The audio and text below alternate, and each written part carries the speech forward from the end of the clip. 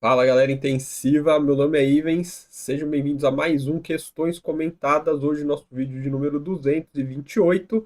Então já começa deixando aquele joinha, aquele like, clicando na setinha aqui embaixo, assim você compartilha o link desse vídeo direto lá nos seus grupos, traz mais gente aí para assistir o meu canal. Não esquece de se inscrever se você ainda não é inscrito e não esquece de deixar aquele comentário que também ajuda muito, beleza?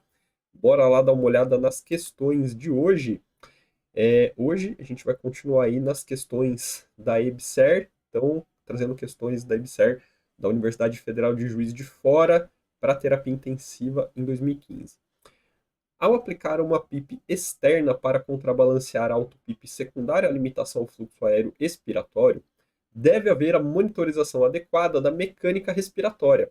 É necessário o fisioterapeuta. Então, o que é necessário que o fisioterapeuta faça nesse cenário de usar a PIP, né, PIP do ventilador, a PIP externa, para contrabalancear a auto-PIP? Monitorar se houve um aumento da pressão platô para que se note o efeito da desinsuflação pulmonar pela PIP. Se houver desinsuflação, o que pode acontecer com a pressão platô é que ela diminua e não que ela aumente. Então a gente precisa ficar de olho no platô. Se ele estiver diminuindo, é um sinal de que está diminuindo essa desinsuflação. Está aumentando a desinsuflação, né? Diminuindo a hiperinsuflação. B. Monitorar no modo PCV o volume corrente exalado. E se estiver reduzido, estará havendo uma desinsuflação pulmonar.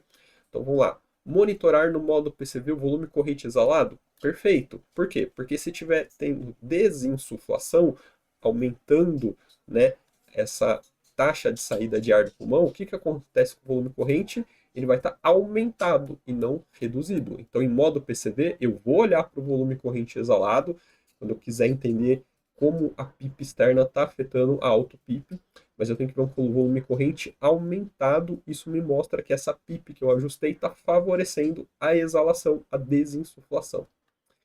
C. Aplicar uma PIP externa no valor aproximado de 85% da auto-PIP para contrabalancear a auto-PIP e facilitar o paciente atingir o limiar de disparo.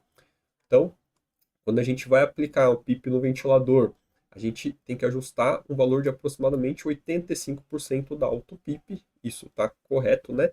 Isso é o que os estudos mostram, que é o PIP de auto-PIP. Uma PIP de 85% da auto-PIP é o ideal para a gente contrabalancear essa auto-PIP, facilitando assim o disparo do paciente, porque o principal problema do auto-PIP é esse, ele aumenta o trabalho respiratório porque fica mais difícil de atingir o limiar de disparo do ventilador. Porque além de você ter que atingir ali o valor do trigger, da sensibilidade, você precisa lutar contra esse valor de auto-PIP. Então ficamos aqui por enquanto com a letra C.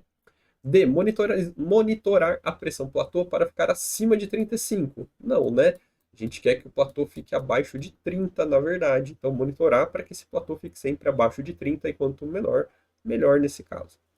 Identificar na curva fluxo-tempo se o fluxo expiratório não chega a zero para que não haja permanência da auto-PIP.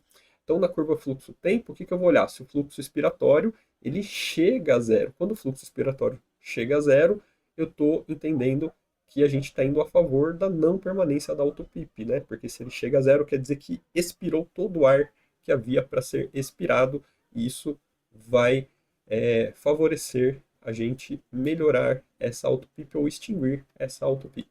Então ficaremos aqui com a letra C, o nosso gabarito letra C, e você coloca um C também de certo. Segunda questão, também da mesma prova de 2015 da UFJF. Para mensurar a pressão alveolar na prática clínica, é necessário seguir várias recomendações, incluindo as citadas a seguir, exceto, então ele fala aqui, para medir a pressão alveolar, utilizar modo VCV, ausência de esforço dos músculos respiratórios, tempo de pausa de 2 a 3 segundos, regular em zip, ausência de vazamento. E aí, o que precisa? Mas a primeira pergunta que eu te faço é, o que é a pressão alveolar?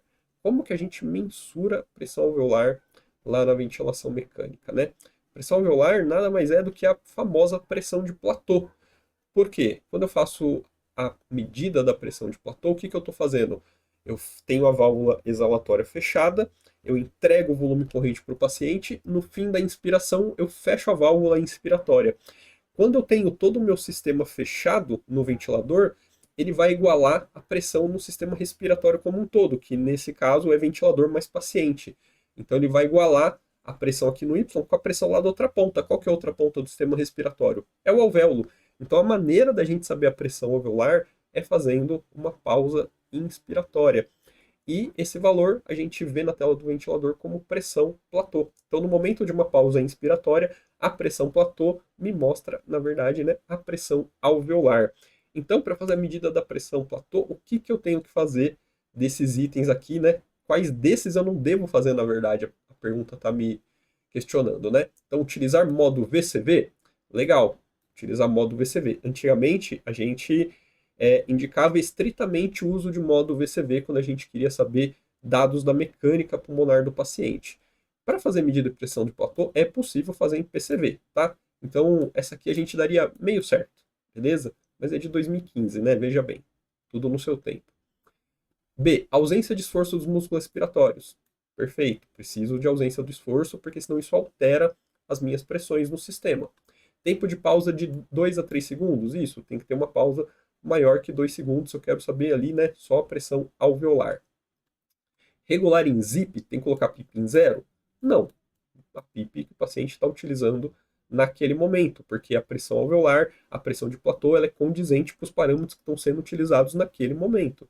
A ausência de vazamento? Sim, né, porque se tiver vazamento, você vai perder volume e vai perder pressão consequentemente. Então aqui ficaremos com a letra D, com a ressalva de que não precisa ser unicamente modo VCV para ver pressão platô. Pode ser modo PCV também, beleza? Olhando o nosso gabarito, letra D, pode colocar aí mais um certo, mais um pontinho te aproximando aí da sua vaga. Então não esquece de deixar aquele joinha, aquela curtida antes de partir para o meu próximo vídeo. Não esquece de compartilhar clicando nessa setinha aqui embaixo. Já manda o link lá nos grupos e chama a galera aí para assistir. Se inscreve aí no canal se você ainda não é inscrito e comenta, dá aquela engajada aí. Eu vejo você no próximo vídeo. Até lá!